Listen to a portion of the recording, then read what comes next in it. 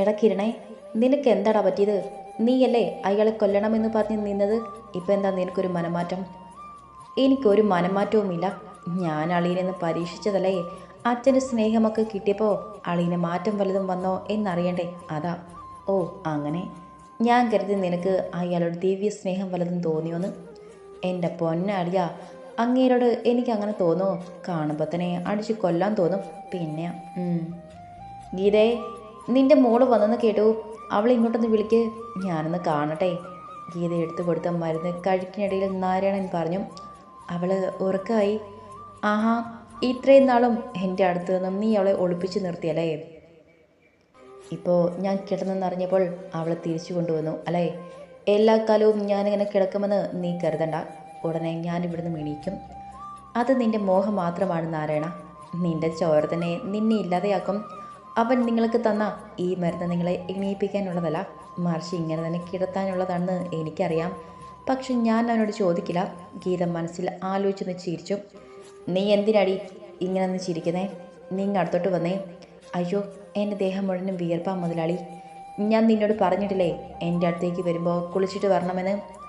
മരുന്ന് കഴിക്കാൻ സമയമായതുകൊണ്ട് ഞാൻ പെട്ടെന്ന് ഇങ്ങ് പോന്നു. നാളെ നിൻ്റെ മോളോട് ഒന്നിങ്ങി വരാൻ പറയണം. ഞാനൊന്ന് കാണട്ടെ. പറയാം മുതലാളി. ഗീത റൂമിൽ നിന്നും പുറത്തേക്കിറങ്ങി. ചാകാറായാലും മനസ്സിലിരിപ്പ് മാറില്ല. ഓരോന്നും ആലോചിച്ച് ഗീതയുടെ കണ്ണുകൾ നിറഞ്ഞു. അനീഷേട്ടാ, അനീഷേട്ടാ, എണീക്കുന്നേ, നമുക്ക് പോവണ്ടേ? നല്ല ഉറക്കത്തിലായിരുന്ന അനീഷ് വിളി കേട്ട് ഞെട്ടി എണീറ്റു. ഈശ്വര, ഇതെന്ത് കൊലം!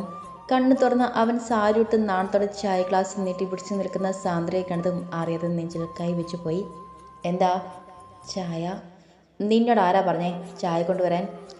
അതെന്താ, ഞാൻ ചായ കൊണ്ടുവന്നാ അനീഷേട്ടൻ കുടിക്കില്ലേ? എണീക്കാൻ താമസിപ്പിച്ചപ്പോൾ സെർവൻ്റ് ഗീതയുടെ കയ്യിൽ നിന്നും വാങ്ങിച്ചുകൊണ്ട് വന്നതാ. ആരുടെ കയ്യിൽ നിന്നും? ഗീതയുടെ. സാന്ദ്ര ഒരു കൂസലുമില്ലാതെ പറഞ്ഞു. അവൻ ബെഡിൽ നിന്ന് ചാടി എണീറ്റ് അവളുടെ കവിളത്തായി ഒന്ന് പൊട്ടിച്ചു. നിന്റെ അമ്മയുടെ പ്രായമില്ലേ അവർക്ക്? മൂത്തവരെ ആദ്യം ബഹുമാനിക്കാൻ പഠിക്കണം. അനീഷേട്ടാ, ഞാൻ. സാന്ദ്ര കവളിൽ കൈവച്ചു. ബാത്റൂമിൽ നിന്നും ഇറങ്ങി കിരണം ഒന്നും മനസ്സിലാകാതെ അന്തം വിട്ട് നിന്നു. ഇറങ്ങിപ്പോടി റൂമിൽ നിന്നും. ഇനി മേലിൽ ഈ റൂമിൽ നിന്നെ കണ്ടുപോകരുത്, കേട്ടല്ലോ. സാന്ദ്ര നിറ കണ്ണുകളോടെ തലയാട്ടി പുറത്തേക്കിറങ്ങി. കാലയ്ക്ക് അളിയ, അതവൾക്ക് ആവശ്യമായിരുന്നു. വന്ന സമയം മുതൽ ആളാവുന്നതാ. ഒരെണ്ണം കൊടുത്തത് നന്നായി. നീ അങ്ങോട്ട് മാറ്. അവൻ കിരണിനെ തള്ളി മാറ്റി ബാത്റൂമിൽ കയറി ഡോർ വലിച്ചടച്ചു. ഗീതി അവൻ്റെ അമ്മയുടെ സ്ഥാനത്താണ് കണ്ടത്. പെട്ടെന്ന് അങ്ങനെ കേട്ടപ്പോൾ അവന് സ്വയം നിയന്ത്രിക്കാൻ കഴിഞ്ഞില്ല. പെട്ടെന്ന് അവൻ്റെ അമ്മയുടെ മുഖം മനസ്സിലേക്ക് ഓടി വന്നു. കണ്ണുകൾ നിറഞ്ഞതും അത് മറിക്കാൻ എന്ന വണ്ണം അവൻ ഷവർ ഓൺ ചെയ്ത് അതിൽ തല കാണിച്ചു. വെള്ളത്തിനോടൊപ്പം കണ്ണുനീരും ലയിച്ചു ചേർന്നു. കുറച്ച് കഴിഞ്ഞതും അവൻ റെഡിയായി പുറത്തേക്കിറങ്ങി. ആളിരുത് എങ്ങോട്ടാ? ഞാനും കൂടെ വരാം. അത് വേണ്ട, നീ ഇവിടെ നിന്നാൽ മതി. എനിക്ക് കുറച്ച് കാര്യങ്ങൾ ചെയ്യാനുണ്ട്. അല്ലേ, അതെന്താ ഞാനറിയാത്ത കാര്യങ്ങൾ? കിരൺ ഒരു പരിഭവത്തോടെ ചോദിച്ചു. കിരണേ, എനിക്ക് എന്ത് സംഭവിച്ചാലും കുഴപ്പമില്ല. പക്ഷേ നിനക്കൊന്നും പറ്റരുത്. എനിക്കത് താങ്ങാൻ കഴിയില്ല. അളിയ, നീ എന്താടാ ഇങ്ങനെ? നിനക്ക് എന്തെങ്കിലും സംഭവിച്ചാൽ എനിക്കത് താങ്ങാൻ പറ്റുമെന്ന് തോന്നുന്നുണ്ടോ? ചാകുന്നെങ്കിൽ ചത്തോട്ടെ, എന്തിനും ഞാൻ നിൻ്റെ കൂടെ ഉണ്ട്. കിരണിൻ്റെ കണ്ണുകൾ നിറഞ്ഞു. അനീഷ് അവനെ ചേർത്ത് പിടിച്ചു. നീ ഇവിടെ ഉണ്ടാവണം. രാവിലെ അവൾ കിട്ടുന്ന കൊടുത്തതുകൊണ്ട് ഇവിടെ എന്തൊക്കെ കാണിക്കുമെന്ന് അറിയില്ല. അയാളുടെ ഇല്ലേ വിത്ത്. ഞാൻ പോയിട്ട് വരാം. കിരണെന്ന് തലയാട്ടി. താഴേക്ക് വരുന്ന സാന്ദ്രയെ കണ്ടതും കിരണിൻ്റെ മുഖത്ത് ചിരി പൊട്ടി. താൻ എന്തിനാ ചിരിക്കുന്നേ? അളിൻ്റെ കയ്യിലും രാവിലെ ഒന്ന് കിട്ടിയല്ലേ? ഓ, അതെൻ്റെ അനീഷേട്ടൻ എന്നെ അടിച്ചതല്ലേ, ഞാനത് സഹിച്ചു. അതിന് നിനക്കെന്താ? ഡി, നിന്നോടല്ലേ അളിയൻ പറഞ്ഞത് മൂത്തവരെ ബഹുമാനിക്കണമെന്ന്? എനിക്ക് മനസ്സിലാ. അത് ഇനിയും കിട്ടുമ്പോൾ നീ പഠിച്ചോളും. ഞാൻ ആരാണെന്നും കാണിച്ചു കൊടുക്കുന്നുണ്ട്. എന്താ മോനെ? ശബ്ദം കേട്ട് അടുക്കളയിൽ നിന്നും വന്ന ഗീതയും തുളസിയും ഒന്നും മനസ്സിലാകാതെ രണ്ടുപേരെയും മാറി മാറി നോക്കി. ഏയ്, ഒന്നുമില്ലമ്മേ, വെറുതെ ഞങ്ങൾ ഓരോന്നും പറഞ്ഞു നിന്നതാ. ഓ, വന്നല്ലോ കെട്ടില്ലമ്മമാർ. രണ്ടിനെയും ഞാൻ ഇവിടുന്ന് അടിച്ചിറക്കുന്നുണ്ട്, നോക്കിക്കോ. ആരെ ഇവിടുന്ന് പോകുന്നെന്ന് കാണാലോ. തുളസിയും വിട്ടുകൊടുത്തില്ല. ഡി, എന്നോട് മുട്ടാൻ നിൽക്കണ്ട, നിന്നെ കൊണ്ട് താങ്ങില്ല. ചുമ്മാ നിന്ന് വീരവാദം മുഴക്കാതിരി. നീ എവിടെ വന്നത് എന്തിനാണെന്ന് എനിക്ക് നല്ലതുപോലെ അറിയാം. നിന്റെ മനസ്സിലിരിപ്പൊന്നും നടക്കാൻ പോണില്ല. അത് നീയാണോ തീരുമാനിക്കുന്നത്? സാന്ദ്രേ, വേണ്ട, വെറുതെ ആവശ്യമില്ലാത്ത പ്രശ്നമുണ്ടാക്കണ്ട. നീ പോടാ. ഏത് നേരവും വേദാളത്തിനെ പോലെ പറ്റിപ്പിടിച്ച് കിടന്നോളും. നിനക്ക് എന്ത് അധികാരമാ ഇവിടെയുള്ളത്? ഒളിപ്പില്ലാതെ തിന്നാൻ നടക്കുന്നു. മോളെ, വേണ്ട. ഇത് തള്ളേ, എന്നെ പഠിപ്പിക്കാൻ വരണ്ട. അടുക്കളക്കാരി അവിടുത്തെ കാര്യം മാത്രം നോക്കിയാൽ മതി. ചീ, നിർത്തടി. നീ ആരാന്നാ നിന്റെ വിചാരം? ഒരുത്തിനെ പ്രേമിച്ച് കൂടെ കഴിഞ്ഞിട്ട് പണത്തിന് വേണ്ടി മറ്റൊരാളെ തേടി വന്ന് നിനക്ക് പറയാൻ എന്ത് അന്തസ്സാ ഉള്ളത്? കിരണിൻ്റെ മുഖത്ത് പക ആളിക്കത്തി. അച്ഛനും മോളും കളിക്കുന്ന കളി ആർക്കും മനസ്സിലാകില്ലെന്നാ കരുതണ്ട. എൻ്റെ അച്ഛനെ നിനക്ക് അറിയാഞ്ഞിട്ടാ കിരണേ നീ ഇങ്ങനെ പറയുന്നേ. അച്ഛനൊന്ന് വിരൽ ഞൊടിച്ചാൽ മതി നിന്റെ കഥ തീരാൻ. നിന്റെ അച്ഛനെ എനിക്ക് നല്ലതുപോലെ അറിയാടി. പാവം ഒരു പെണ്ണിനെ പീഡിപ്പിച്ചു കൊന്നിട്ട് മറ്റൊരുത്തിൻ്റെ തലയിൽ കെട്ടിവെച്ചു. അവനെ ഈ നാട്ടിൽ നിന്ന് ഓടിച്ചില്ലേ. സാന്ദ്ര ഒന്നും മനസ്സിലാകാതെ അവനെ തന്നെ നോക്കി. ഗീതയും തുളസിയും ഒരു ഞെട്ടലോടെ കിരണിൻ്റെ മുഖത്തേക്ക് നോക്കി. താൻ എന്താ എൻ്റെ അച്ഛനെക്കുറിച്ച് പറഞ്ഞത്? എൻ്റെ അച്ഛൻ പീഡിപ്പിച്ചെന്നോ? അതേടി, നിൻ്റെ അച്ഛൻ തന്നെയാ. കൊള്ളാം, നന്നായിരിക്കുന്നു. ഇതെൻ്റെ അച്ഛൻ അറിഞ്ഞാലുണ്ടല്ലോ നിന്നെ ജീവനോടെ വെച്ചേക്കില്ല കിരണേ. അതും എനിക്കറിയാടി, അറിഞ്ഞോട്ട് തന്നെയാ പറഞ്ഞത്. മോനെ കിരണേ, നീ ഇതെന്തൊക്കെയാ വിളിച്ചു പറയുന്നത് എന്ന് ഓർമ്മയുണ്ടോ? ഉണ്ട് ഗീതമേ, ഇനിയും ഇതൊന്നും മറച്ചു വെച്ചിട്ട് കാര്യമില്ല. അന്ന് ഇവിടെ നിന്ന് ബോഡി കൊണ്ടുപോകാൻ വന്നത് ഞാനും അളിയനുമാണ്. പിന്നീട് ഉണ്ണിയെ കാണാൻ ഇടയായി. അവനാണ് അന്ന് നടന്നതൊക്കെ പറഞ്ഞത്. സത്യമാണോ മോനെ നീ പറയുന്നത്? ഉണ്ണി നിങ്ങൾ കണ്ടോ? തുളസി സന്തോഷത്താൽ വീർപ്പ് മുട്ടി. ഇതാണ് ചേട്ടായി പറഞ്ഞത്, ഉണ്ണിയേട്ടനെ ഉടനെ കൊണ്ടുവരുമെന്ന്. കണ്ടു ഗീതമേ, ഉണ്ണി ഉടനെ ഇങ്ങോട്ട് വരും. നിങ്ങൾ എന്തൊക്കെയാ പറയുന്നേ? എനിക്കൊന്നും മനസ്സിലാകുന്നില്ല. സാന്ദ്ര ഒന്നും മനസ്സിലാക്കാതെ ചോദിച്ചു. സാന്ദ്രേ, നീ കണ്ടതും അറിഞ്ഞതും ഒന്നുമല്ല നിൻ്റെ അച്ഛൻ. അയാൾക്ക് പിന്നിൽ മറ്റൊരു മുഖമുണ്ട്. പിന്നെ നീ ഇവിടെ വന്നത് എന്തിനാണെന്ന് ഞങ്ങൾക്ക് നല്ലതുപോലെ അറിയാം. പക്ഷെ അതൊന്നും നടക്കാൻ പോകുന്നില്ല. അവൻ മറ്റൊരു പെണ്ണിനെ കല്യാണം കഴിച്ചതാണ്. ആ കുട്ടിയെ മറന്ന് മറ്റൊരു വിവാഹത്തിന് സമ്മതിക്കുമെന്ന് നിനക്ക് തോന്നുന്നുണ്ടോ? ഞാൻ പറഞ്ഞതൊന്നും വിശ്വാസമായില്ലെങ്കിൽ അളിയൻ വരുമ്പോൾ നീ തന്നെ ചോദിച്ചു നോക്ക്. അതുവരെ ദയവ് ചെയ്ത് ഇവിടെ നടന്ന കാര്യങ്ങൾ നിൻ്റെ അച്ഛനെയോ മുകളിൽ കിടക്കുന്ന അളിയൻ്റെ അച്ഛനെയോ അറിയിക്കരുത്. കിരൺ മുകളിലേക്കുള്ള പടികൾ കയറി റൂമിലേക്ക് പോയി. സാന്ദ്ര ഗീതയുടെ അടുത്തേക്ക് പോയി. ഇപ്പോൾ കിരൺ പറഞ്ഞിട്ട് പോയതിനെക്കുറിച്ച് നിങ്ങൾക്ക് എന്തെങ്കിലും അറിയോ? എൻ്റെ അച്ഛൻ ഏത് പെൺകുട്ടിയാ? സാന്ദ്രയുടെ തൊണ്ടയിടറി. എനിക്കറിയാവുന്ന എൻ്റെ അച്ഛൻ അങ്ങനെയൊന്നും ചെയ്യില്ല മോളെ. പറയാനാണെങ്കിൽ ഒരുപാടുണ്ട്, പക്ഷെ അതിനുള്ള അവകാശം ഇപ്പോൾ എനിക്കില്ല. എല്ലാം നിന്നോട് പറയാം. പക്ഷേ മോൻ വരട്ടെ, അവനോട് തന്നെ നിനക്ക് ചോദിക്കാലോ. ഗീത അടുക്കളയിലേക്ക് പോയി. കൂടെ തുളസിയും. എൻ്റെ അച്ഛൻ അങ്ങനെയൊക്കെ ചെയ്യുമോ? ഞാനും ഒരു പെൺകുട്ടിയല്ലേ, അച്ഛൻ്റെ മോളല്ലേ. അപ്പോൾ വേറൊരു പെൺകുട്ടിയെ എനിക്കറിയണം എന്താ കാര്യമെന്ന്.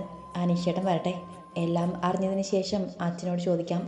അവൾ മനസ്സിൽ കണക്ക് കൂട്ടി. അനീഷ് തിരികെ വന്നപ്പോൾ വൈകുന്നേരമായിരുന്നു. അവനെ കാത്തുനിന്നതുപോലെ എല്ലാവരും ഹാളിൽ തന്നെ ഉണ്ടായിരുന്നു. ഇതെന്താ എല്ലാവരും ഇങ്ങനെ ഇരിക്കുന്നേ?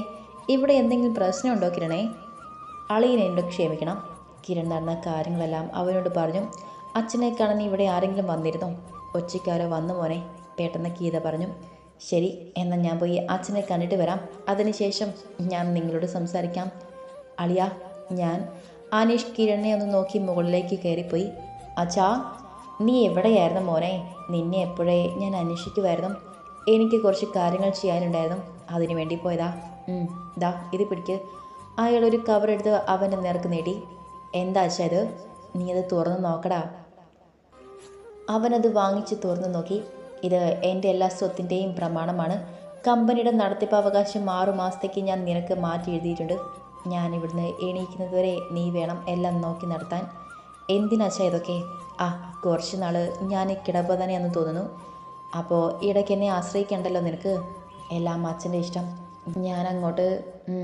അനീഷ് പുറത്തേക്കിറങ്ങി കയ്യിലിരുന്ന പ്രമാണം ഒന്ന് നോക്കി ഒരു പുച്ഛത്തോടെ ചിരിച്ചു. ഇന്നല്ലെങ്കിൽ നാളെ ഞാൻ മരിക്കും. ഞാൻ മരിച്ചാൽ എൻ്റെ സ്വത്തുക്കൾക്ക് വേണ്ടി ബന്ധുക്കളെല്ലാവരും കൂടി കടിപിടി കൂടും. ഇല്ലെങ്കിൽ രാഘവൻ കൈപ്പിടിയിൽ ഒതുക്കും. കൂടെ നിൽക്കുന്നത് ഇതെല്ലാം കണ്ടാണ് നല്ലതുപോലെ അറിയാം. സ്വന്തം ചോര ജീവനോടെ ഉള്ളപ്പോൾ മറ്റുള്ളവർക്ക് എന്തിനാ കൊടുക്കണം? എങ്ങനെയെങ്കിലും ഞാൻ എൻ്റെ ലക്ഷ്മിയോട് ചെയ്തതിന് പ്രായശ്ചിത്തമാകട്ടെ. ലക്ഷ്മിക്ക് ശേഷം ഞാൻ മറ്റൊരു പെണ്ണിനെയും മനസ്സറിഞ്ഞ് സ്നേഹിച്ചിട്ടില്ല.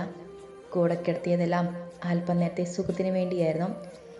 മനസ്സറിഞ്ഞ് ചെയ്തു പോയൊരു തെറ്റ് അത് അവളെയായിരുന്നു. അവന് അവളെ കൊല്ലാതെ വിടാമായിരുന്നു. എല്ലാം അവന് വേണ്ടിയായിരുന്നു. അവൻ പറഞ്ഞിട്ട് എന്നെ കരുവാക്കുകയായിരുന്നു. ഒരിക്കലും ഇതൊന്നും അവനും അവൻ്റെ മോളും കൊണ്ടുപോകാൻ പാടില്ല. അന്ന് ഞാൻ വീണപ്പോൾ വന്നവൻ പിന്നെ ഇതുവരെ തിരിഞ്ഞു നോക്കിയിട്ടില്ല. ഒന്ന് വിളിച്ചു ചോദിച്ചിട്ട് പോലുമില്ല. കണ്ണിൽ നിറഞ്ഞു വന്ന കണ്ണുനീർ അയാൾ കയ്യാൽ തുടച്ചു നീക്കി. അനീഷ് പടിയിറങ്ങി താഴേക്ക് ചെന്നു. ദാ ഇത് കണ്ടോ, ഈ വീടടക്കം എൻ്റെ അച്ഛൻ്റെ എല്ലാ സ്വത്തുക്കളുടെയും അവകാശി ഇപ്പോൾ ഞാനാണ്. അവൻ കയ്യിലിരിക്കുന്ന പ്രമാണം ഉയർത്തി കാണിച്ചു. കിരണിൻ്റെയും ഗീതയുടെയും മുഖത്ത് സന്തോഷം വിരിഞ്ഞു. ഗീതമ്മയ്ക്ക് എന്താ അറിയേണ്ടത്? ഉണ്ണി ഞാൻ കണ്ടോ എന്നാണോ? അതോ എനിക്കൊന്നും അറിയണ്ട മോനെ, എല്ലാം കിരൺ പറഞ്ഞു. അപ്പോൾ സാന്ദ്രയ്ക്കാണോ അറിയണത്? അവൻ സാന്ദ്രയുടെ നേർക്ക് തിരിഞ്ഞു. അതെ അനീഷേട്ടാ, എനിക്ക് ചിലത് അറിയാനുണ്ട്. കിരൺ പറഞ്ഞ കാര്യങ്ങളൊന്നും എനിക്ക് മനസ്സിലാകുന്നില്ല. കിരൺ പറഞ്ഞതെല്ലാം സത്യമാണ് സാന്ദ്രേ. നിന്റെ അച്ഛനെക്കുറിച്ച് നിനക്ക് എന്തറിയാം? മുകളിൽ കിടക്കുന്ന നാരായണനെക്കുറിച്ച് നിനക്ക് എന്തറിയാം?